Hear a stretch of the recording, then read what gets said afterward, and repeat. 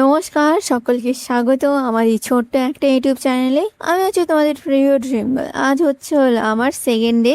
তো কাল তো খুব ভালোই গিয়েছে, দেখি আজ কি হয়। তো চলো দিনটা শুরু করি। তো আমি স্নান করে নিয়েছি, সব কমপ্লিট।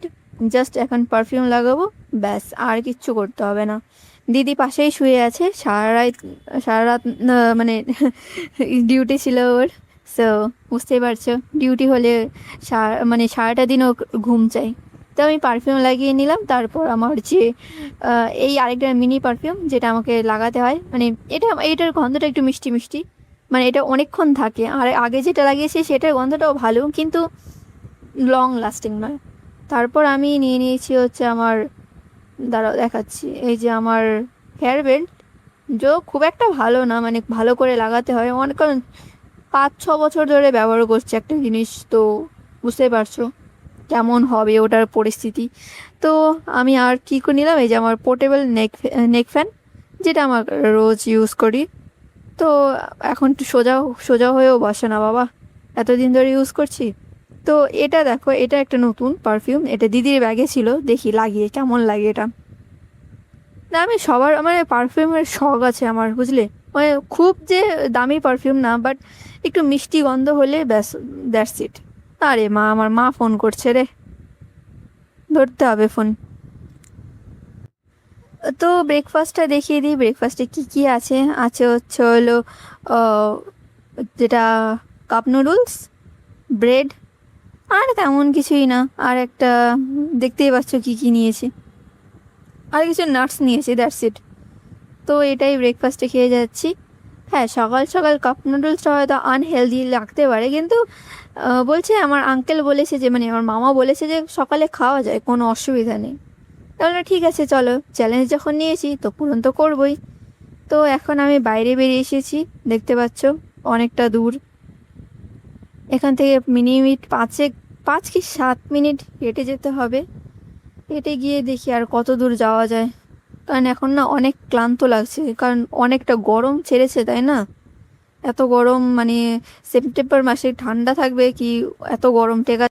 তো এদিক দিয়ে যাচ্ছিলাম, তো যেতে যেতে অনেক কিছু চোখে পড়ছে, যে আমি অনেক একটা হেঁটে হেঁটে যাচ্ছি। এখানকার লোকগুলো এখন আগের মতন, মানে আগের মতন আর ঘুরে ঘুরে দেখে না। হয়তো হতে পারে যে আগে নতুন ছিলাম, এখন পুরনো হয়ে গেছি। তো চলো, রিক্সা খুঁজে পাই কিনা। রিক্সায় বসে গেছি, কিছুক্ষণ বসে থাকতে হচ্ছে, কারণ এই রিক্সাওয়ালার সাথেই আমার প্রতিদিন দেখা হয়, কারণ ইনি আমার আশেপাশেই থাকে। তো বুঝতেই পারছো, আশেপাশে থাকার কারণে তো আমি বললাম, তো ভাড়াটা কম নাও। বলি কি, না বাবা, ওটা কম নেওয়া যাবে না। আচ্ছা, ঠিক আছে। তারপর ঠিকঠাক ভাড়া মিটিয়ে আমি বাসে উঠে গেছি। বাসে আমার ঘুম পাচ্ছে, লিটারালি আমার বাসে ঘুম পাচ্ছে। জানি না কেন এই গরমকাল আসলে আর ঘুমটা যে কেন বেড়ে যায়। রাতে ঘুম হয় না, দিনে ঘুম হয়। সিরিয়াসলি বলছি, দিনে এত ঘুম হয়, আমি মানে চোখ খুলে রাখা দায়। ক্লাস হলে না, যখন ক্লাসগুলো হয়, সিরিয়াসলি বলছি, জাস্ট আমার হাই তুলি। ছাড়ো, হয়তো লিফটের কাছে চলে এসেছি, লিফটটা খুললেই জাস্ট ঢুকে পড়বো। তো আমার আজকে মোটামুটি 3টে ক্লাস হবে। রোজ 4টে ক্লাস হওয়ার কথা, কিন্তু আজ তিনটে ক্লাসই হবে। কেন হবে কেন হবে না জানি না, তবে আমি এই ফ্যান, পাখা, লাইট আর এসিগুলো বন্ধ করে বেরিয়ে যাচ্ছি। হ্যাঁ, এই সেম সেম কাজটা আমি রোজ করি, তো রোজ দেখাতে আমার অদ্ভুত লাগে এখন। তো এখন যাচ্ছি হচ্ছে বাইরে, মানে ক্লাসগুলো কমপ্লিট, সো এখন বাস ধরবো।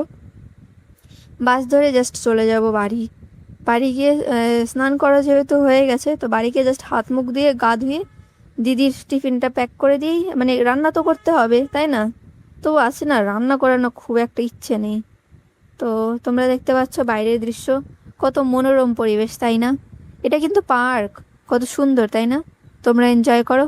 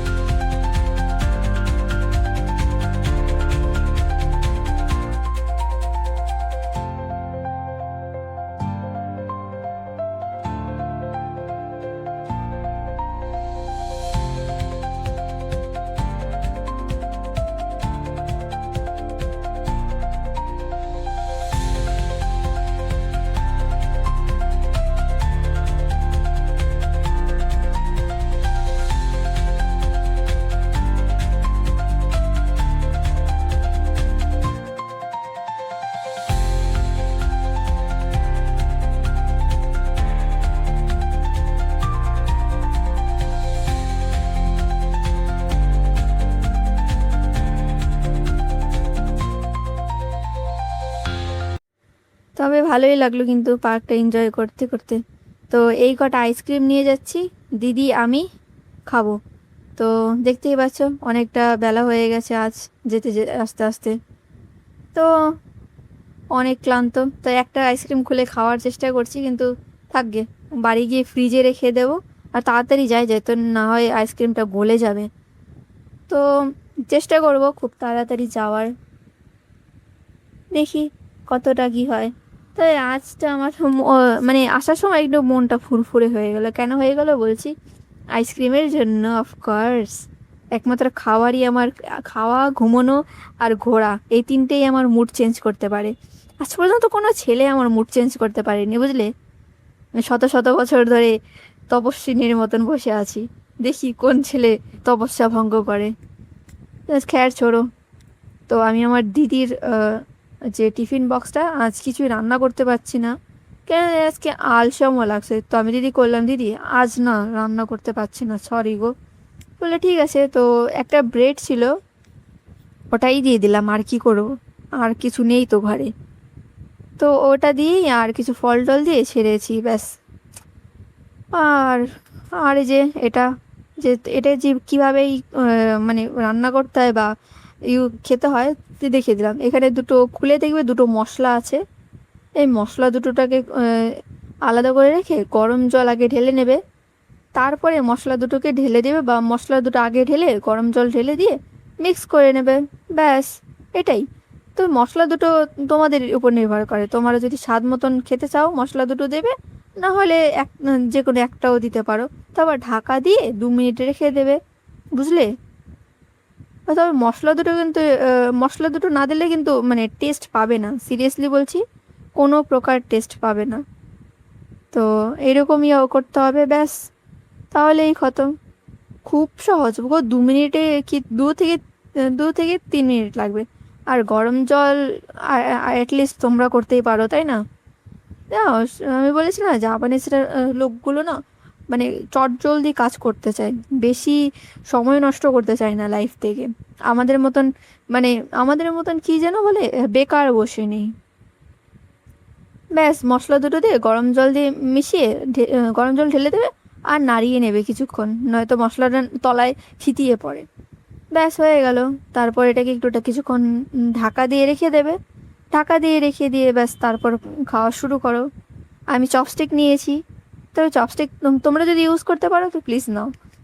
আমি প্রথম প্রথম চপস্টিক ব্যবহার জানতাম না, তো আমি ফগ ইউজ করতাম। তো এটা হচ্ছে আমার রাতের ডিনার, দেখিয়ে দিচ্ছি। এটাতে আমি কিন্তু কাঁটা চামচ নিয়েছি, আর একটা জেলি ছিল, ওই জেলিটা নিয়েছি। তো ওই জেলিটা খেতে কিন্তু বেশ, সত্যি বলছি, এই জেলিটা খেতে অনেক বেশ। আমি বলেছিলাম এটা কি পুরো সুগার কোটেড, বলে কি অতটা কিছু হবে না, জাপানিজ স্ন্যাক্স খাওয়া, মানে অন্যান্য আমাদের ভারতীয় স্ন্যাক্সের তুলনায় জাপানিজ স্ন্যাক্সগুলো অনেক, মানে অনেকটা হেলদিয়ার ওয়েতে বানায় ওরা। পাম অয়েল কমই ব্যবহার করে, পাম অয়েল ব্যবহারই করে না বলতে গেলে। তো বন্ধুগণ, আজকের জন্য ভিডিওটা এই পর্যন্তই। যদি ভিডিওটা ভালো লেগে থাকে তো কমেন্ট বক্সে প্লিজ জানাবেন। আর আমার এই কাপ নুডলসের চ্যালেঞ্জটা তোমাদের কেমন লাগছে প্লিজ এটাও জানাবে কমেন্টে। আর আমি কি কি ইমপ্রুভ করতে পারি, বা কি কি আমার শেখা উচিত, বা কিভাবে কথা বলা উচিত, সেগুলো প্লিজ কমেন্ট বক্সে জানিও। তো আজকের জন্য এই পর্যন্তই, টাটা, দেখা হবে অন্য কোনো ভিডিওতে। ততক্ষণের জন্য বাই বাই।